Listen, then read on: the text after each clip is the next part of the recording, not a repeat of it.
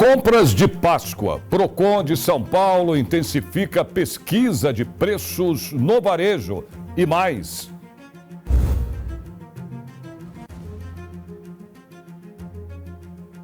Registro de casos de dengue caem no estado, mas número ainda preocupa.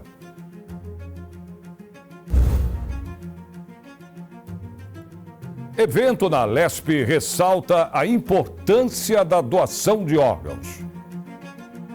Essas e outras notícias você confere agora no Jornal da Rede Alesp, segunda edição.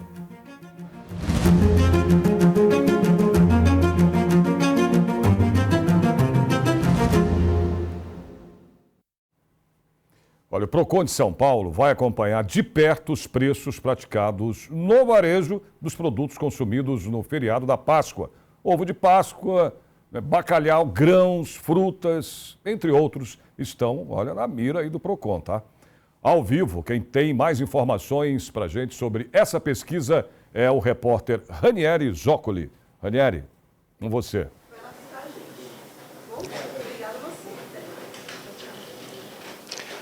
Oi, Sérgio. Boa noite para você, para todo mundo que está acompanhando o Jornal da Rede Alesp. Olha, é isso mesmo. A gente vai falar dessa pesquisa, dessas diferenças de preço, porque a gente já chegou talvez na melhor data do ano, que é a Páscoa, uma data inclusive esperada por muitos.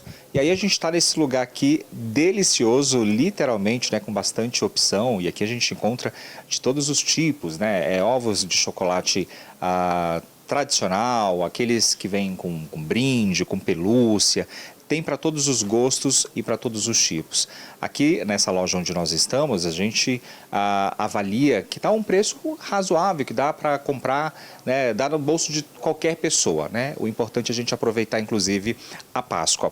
E quando a gente fala de toda essa pesquisa desses produtos, inclusive desse período de Páscoa, e essa pesquisa foi feita, inclusive, pelo Procon, com o objetivo de oferecer uma referência ao consumidor e auxiliá-lo ali nas suas escolhas de consumo, oferecendo preços de produtos principalmente usados no momento da refeição, como pescados, legumes e também azeites. E para os consumidores da capital, tem até uma tabela, né? Se você entrar lá no site do Procon, você vai ver uma tabela com os gastos em reais, sempre visando oferecer mais informações a partir ali de uma estimativa dos custos médios. Só para você entender, na capital, onde essa coleta de preços foi feita do dia 25 ao dia 26 de março, em 10 supermercados dividido entre as zonas norte, sul, leste e oeste, a maior diferença verificada, por exemplo, com os ovos de Páscoa, foi de 58,27%. Além desses chocolates, né, dos ovos de Páscoa, de toda essa diversidade de coisas que a gente encontra, vou pedir para a Sueli até tentar mostrar aqui essa mesa que está repleta, olha, uma mesa completa de chocolates, né? Tem brinquedinho, tem aqui boneco colecionável da Mulher Maravilha, tudo isso para poder atrair o consumidor nessa época do ano. Entre todos os segmentos, a maior diferença dos preços entre os locais visitados na capital foi de 285,71% em um item usado para fazer um prato no almoço, né? Ou seja, quando a gente traz isso daí para o almoço da Páscoa, a gente também observa um aumento muito grande. Quando a gente fala do custo-benefício, tem que ser levado em consideração também, porque daí muita gente sai de uma localidade para ir para um outro local e às vezes nem compensa por conta desse valor. Mas o importante, acho que é todo mundo aproveitar as oportunidades, aproveitar os itens, né?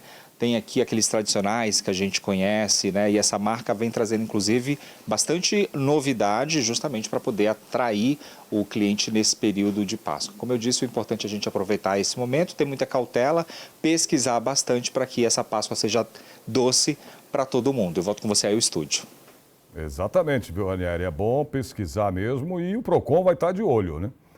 Obrigado, Ranieri, pelas suas informações. Olha, um evento realizado aqui na Assembleia Legislativa debateu a sensibilização sobre a doação de órgãos e tecidos. De janeiro a dezembro de 2024, foram realizados 8.311 transplantes de órgãos em todo o estado. A maior parte deles de rins e fígado, né? Seguido de coração, pulmão e pâncreas.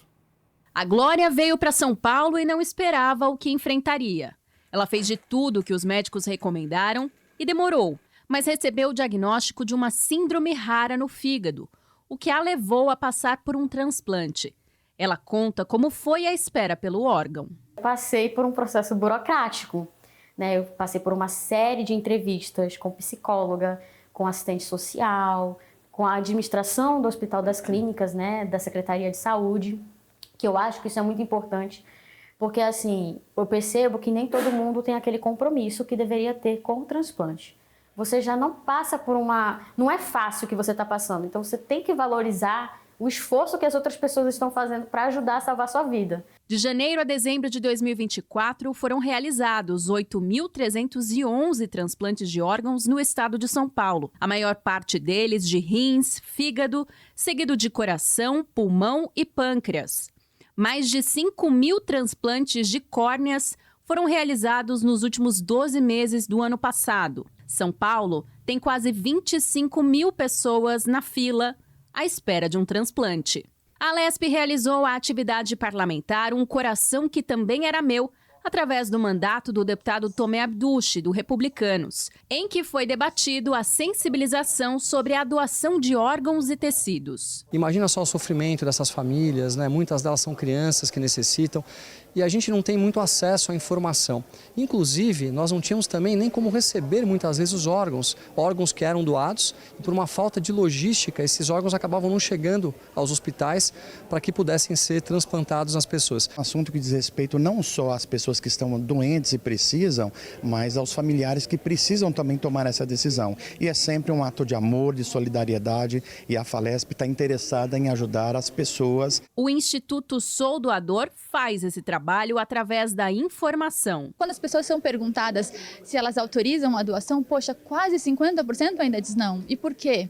Por falta de informação. Nós desenvolvemos um guia didático que está disponível, gratuito para download para todas as escolas brasileiras. Desenvolvemos também um curso para formar os professores gratuito, né? Chama cursosoudoador.com.br. Qualquer professor pode fazer o curso e levar para a sala de aula o tema. A maior parte dos transplantes feitos no país são realizados aqui no estado de São Paulo através do Sistema Único de Saúde, o SUS.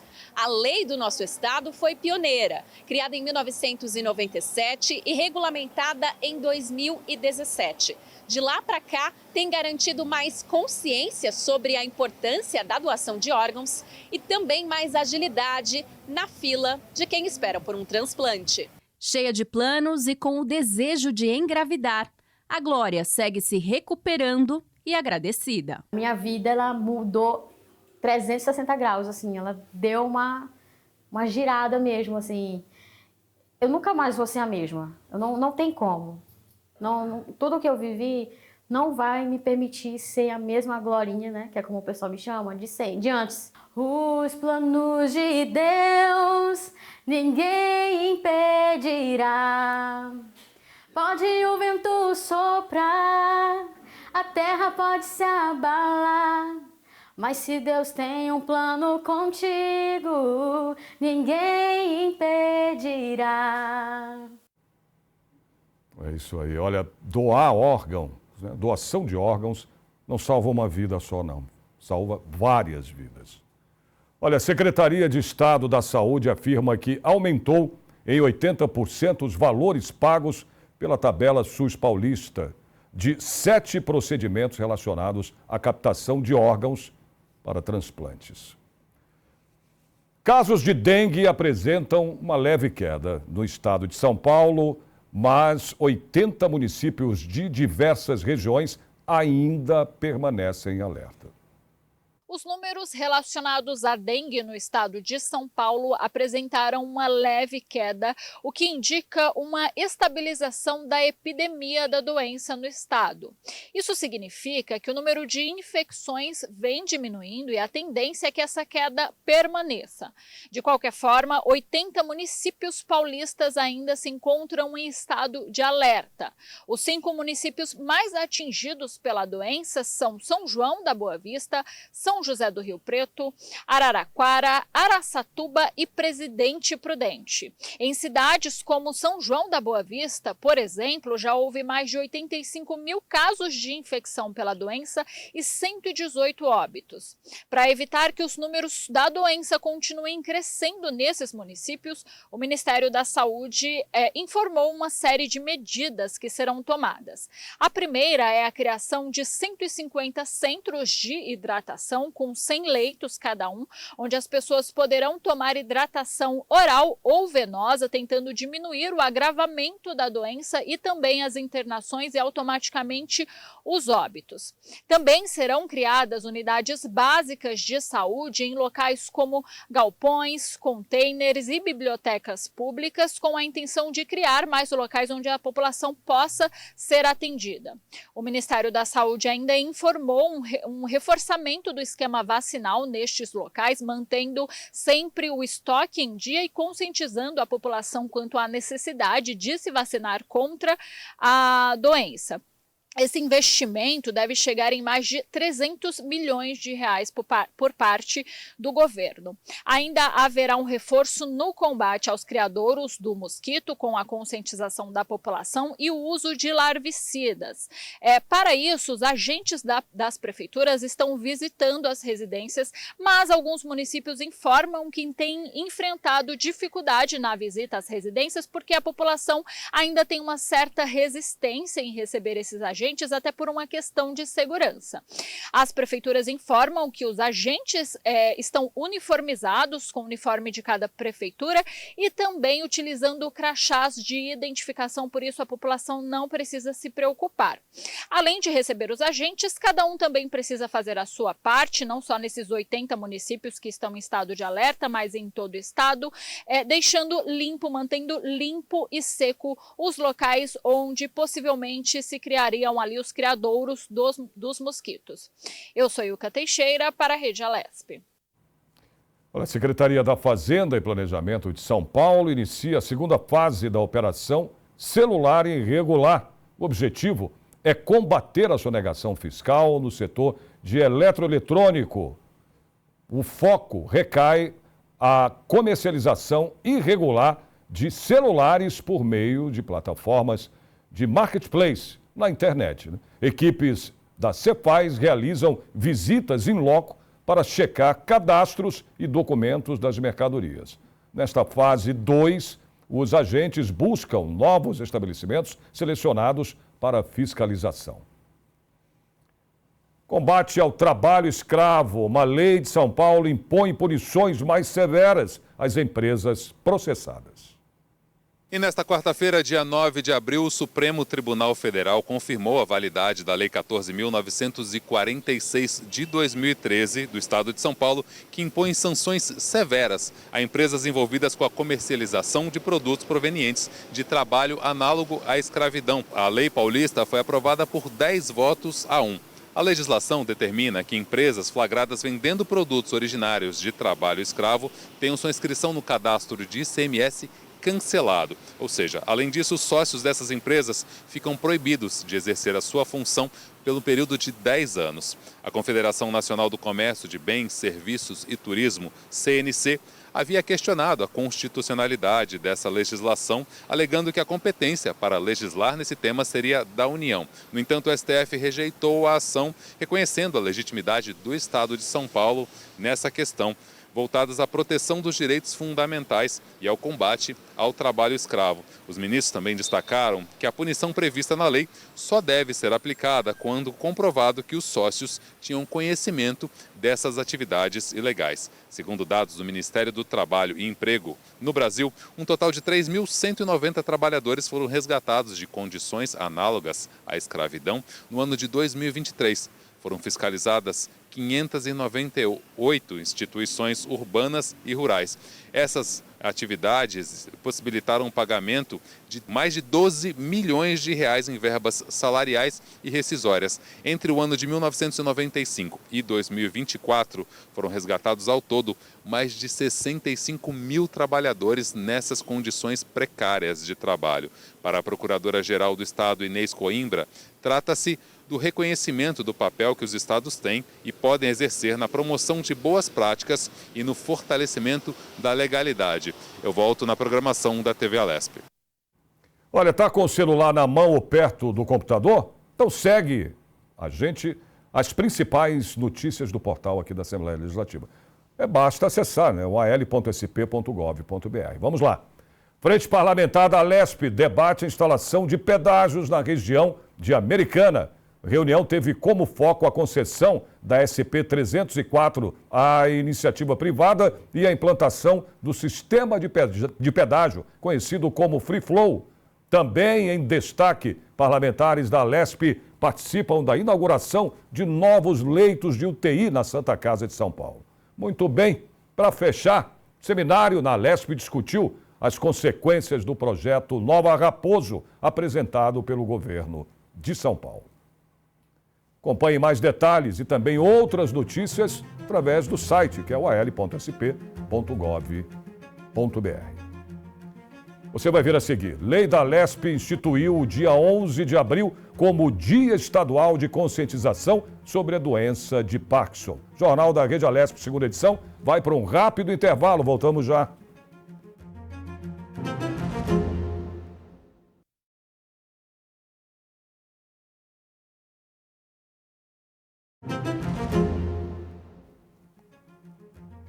Jornal da Rede Alesp está de volta. Olha, hoje é celebrado o Dia Estadual de Conscientização sobre a doença de Parkinson. A data partiu de uma lei aprovada aqui na Alesp há 2 anos. A repórter Marcela Vasconcelos fala com a gente sobre a importância dessa data na prevenção da doença aqui no nosso estado. Marcela, boa noite para você. É isso mesmo, uma ótima noite para você e para quem está acompanhando aqui a nossa programação. A gente destaca esse assunto porque é comemorado hoje o Dia Estadual aí do Parkinson, conscientização sobre essa doença. E essa data está em consonância aí com o Dia Mundial, ou seja, há uma comemoração também sobre os avanços que já foram descobertos pela ciência para essa doença, para que os pacientes tenham mais qualidade de vida. E esse é o principal objetivo, inclusive, dessa lei, que a gente lembra hoje que completa 2 anos, lei criada em 2023 aqui pela Assembleia de São Paulo. E que agora a gente celebra aí esses 2 anos de existência desde que a lei foi sancionada. E a gente destaca, inclusive, que essa legislação é importante para conscientizar toda a população aqui do nosso estado sobre a doença de Parkinson, sobre as pessoas que vivem nessa condição e também os seus familiares aí que dedicam tempo, né, para poder fazer os cuidados necessários para os pacientes que vivem nessa condição que atinge principalmente as pessoas mais velhas, os idosos, e que acaba criando aí uma condição de dependência por conta do avanço progressivo da doença, que pode gerar aí, principalmente a perda dos movimentos do corpo. Mas também um dado importante é em relação às condições de saúde mental. Isso porque já é comprovado, os especialistas apontam que a doença de Parkinson, ela traz também reflexos emocionais. Muitos pacientes são diagnosticados com a depressão. E por isso, o reforço da importância do atendimento, não só ali com médicos, profissionais médicos e com a terapia medicamentosa, mas também através da fisioterapia e do apoio emocional com os psicólogos, com terapias aí integrativas que possam dar a esses pacientes essa qualidade de vida que é tão necessária. A gente destaca esse assunto, inclusive, porque a Secretaria de Estado da Saúde informou que só no ano passado foram aí atendidas no Sistema Único de Saúde aqui do nosso estado quase 51 mil pessoas nessas condições, a maior parte delas com mais de 75 anos, mas também uma grande fatia de pessoas com mais de 65 anos, público esse que é mais atingido por essa doença, que a gente alerta para quem não conhece, é uma doença neurodegenerativa causada então pela redução da produção de dopamina, uma molécula responsável pelo controle dos nossos movimentos, ou seja, quem tem o Parkinson acaba perdendo aí essa capacidade de controlar os movimentos do corpo, que acaba sendo aí uma ação involuntária. O SUS já oferece tratamentos, como eu disse, medicamentosos, né? Ou seja, através de remédios, e também esse apoio fisioterapêutico e também através de implantes e eletrodos que estimulam aí o cérebro para que a pessoa consiga, de alguma maneira, minimizar esses efeitos da doença no corpo ao longo do tempo. Mas o destaque principal que a gente traz é essa necessidade, né, de todos nós olharmos para esse assunto, termos mais consciência, visto que a população do país, inclusive, está avançando em idade, ou seja, vivendo mais. Então, é sempre importante a gente olhar para essas doenças que atingem mais a população de mais idade, sobretudo nesses tempos em que é preciso falar não só de saúde física, mas também de saúde emocional. Eu volto com você direto do estúdio. Um ótimo final de semana para todo mundo. Marcela, e a tecnologia também tem ajudado muito essa parte da medicina, né? Obrigado, Marcela, pelas suas informações. Olha, o professor Dr. Wagner Ginotti Pires foi homenageado com o colar de honra ao mérito legislativo no plenário Juscelino Kubitschek, aqui da Assembleia. A mais alta honraria concedida pela Alesp. Proponente desse evento foi o deputado Dr. Jorge do Carmo. Detalhes agora na reportagem. Alunos, colegas e autoridades lotaram o plenário Juscelino Kubitschek durante a sessão solene. O professor Dr. Wagner Ginotti Pires começou a trabalhar com o direito da família e, após 4 anos lidando com diversos casos, inclusive divórcios litigiosos, ele decidiu prestar concurso público para fazer parte das forças de segurança pública. Quando eu me formo na Estadual de Maringá, inicialmente eu fui para a advocacia. Mas eu tive uns percalços na advocacia porque eu fazia direito de família. E aí eu recebia ameaças. Porque, não sei, os maridos achavam que eu tinha alguma influência nisso, naquilo. E aquilo foi mexendo com o meu subconsciente, o meu inconsciente. Eu falei, eu preciso de segurança. De repente abriu o concurso para delegado. Eu prestei. Acabei ingressando, tive uma carreira muito bonita. Dr. Wagner buscou diversas especializações na área, com mestrado e doutorado, e passou a lecionar. Chegou ao cargo de coordenador do curso de Direito da Unip, função que faz seus olhos brilharem. Eu fiz uma carreira acadêmica. E dentro dessa carreira acadêmica, eu tenho o meu diretor, Rubem Teixeira Garcia, que é um professor maravilhoso e que me chamou. E já estou lá há 20 anos como coordenador do Tatuapé, que é um centro de referência e está ali na Zona Leste, mas fazendo a diferença, né, doutor Jorge?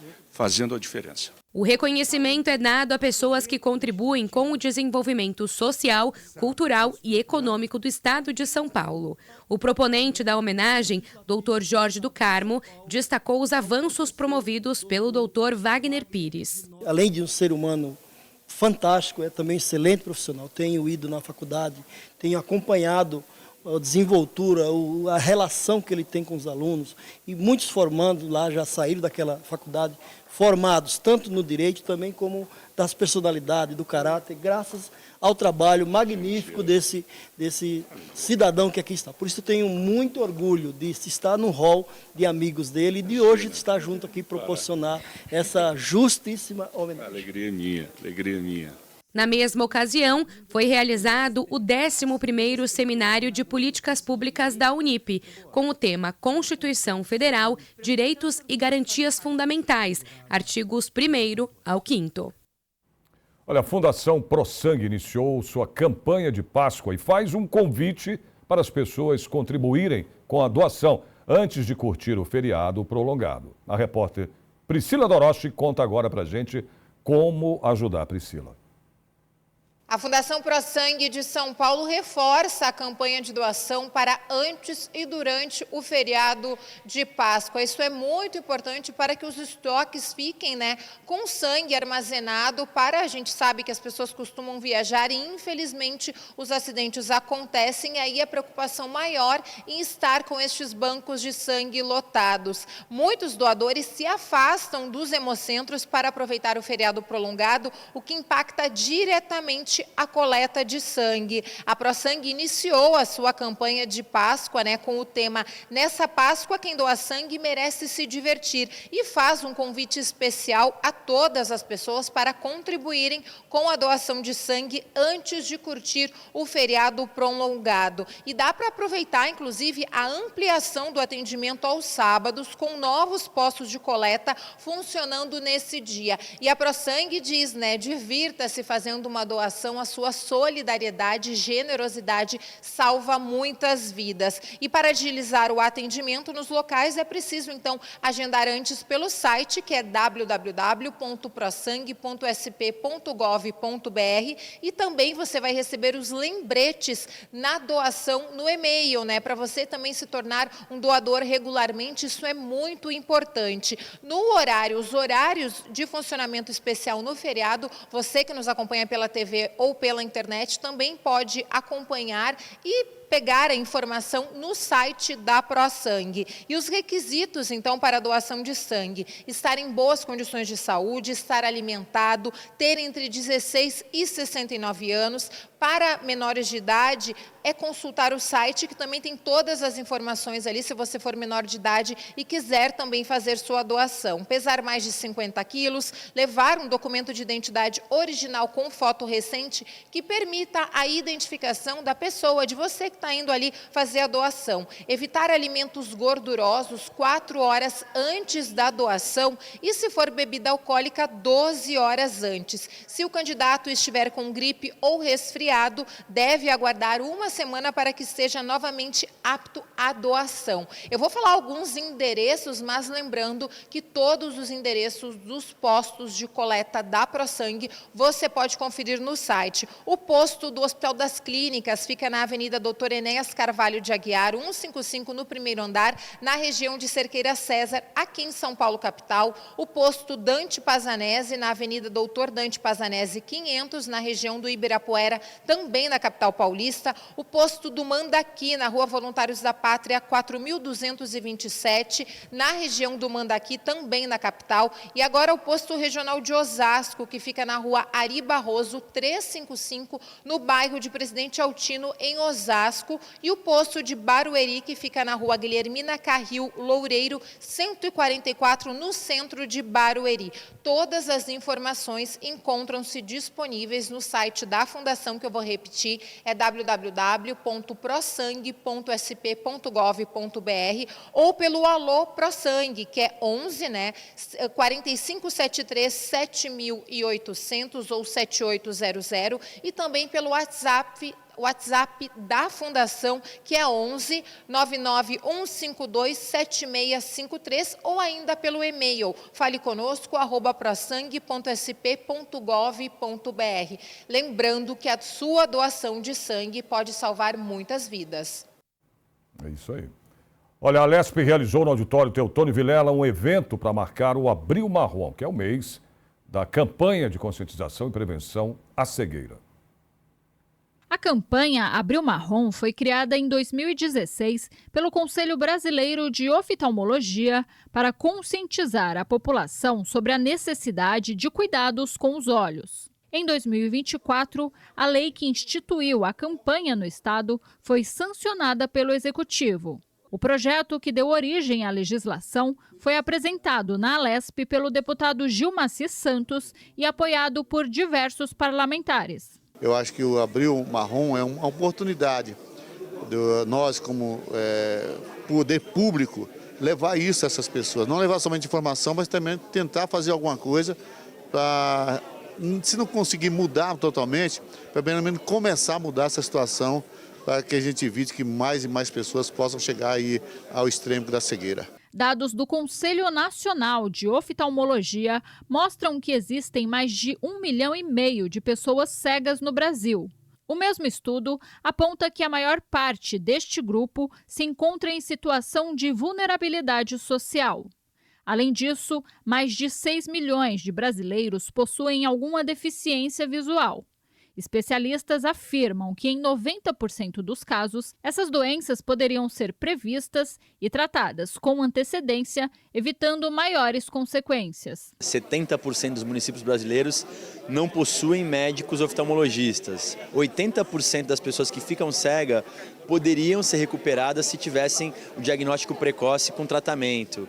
30% das crianças que acabam evadindo a escola é por conta da falta de visão e acabam não relatando isso para a família. A ação, realizada no auditório Teotônio Vilela, contou com a presença de diversos parlamentares e representantes do Instituto Suel Abujanra, que foi criado em 2002 e hoje é o maior centro de atendimento oftalmológico do SUS em São Paulo. Quando a gente traz o Abril Marrom para uma casa de lei igual a Alesp, que ela sanciona uma lei de fato e garante isso para o futuro, né, que eu falo que o Abril Marrom é uma coisa que a gente vai fazer perpetuar para as próximas gerações.